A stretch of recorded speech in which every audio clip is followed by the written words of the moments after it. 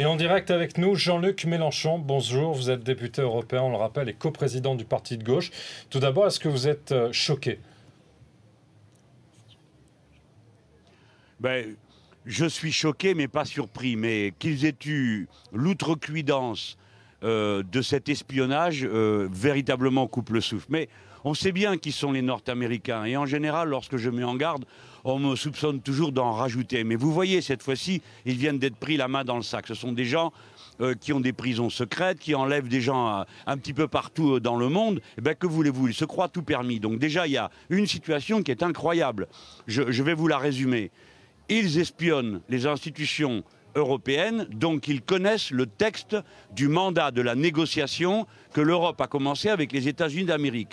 Or, nous, les citoyens et les parlementaires, on nous cache ce texte en nous disant c'est en secret pour que ceux avec qui nous sommes en train de pourparler ne sachent pas de quoi nous allons leur parler. Si bien que la situation est la suivante, ce document qui est le mandat pour le grand marché transatlantique, les Nord-Américains l'ont, les négociateurs l'ont, les seuls qui l'ont pas, ce sont les parlementaires et les citoyens concernés par cette affaire. Donc la première chose que je demande, c'est qu'on arrête immédiatement la négociation avec les Nord-Américains, jusqu'à ce que cette affaire soit clarifiée et qu'on sache exactement où on en est. Et la deuxième, c'est qu'on accueille pour l'asile politique, M. Snowden, parce que cet homme est un bienfaiteur. C'est grâce à lui que nous savons que nous avons été espionnés. Donc c'est pas normal qu'on continue à laisser cet homme errer sur la planète alors qu'il est un défenseur de la liberté. Vous ne pensez pas qu'accueillir Edward Snowden en tant que, enfin, lui donner l'asile politique pourrait également envenimer les relations du coup entre la France et les États-Unis?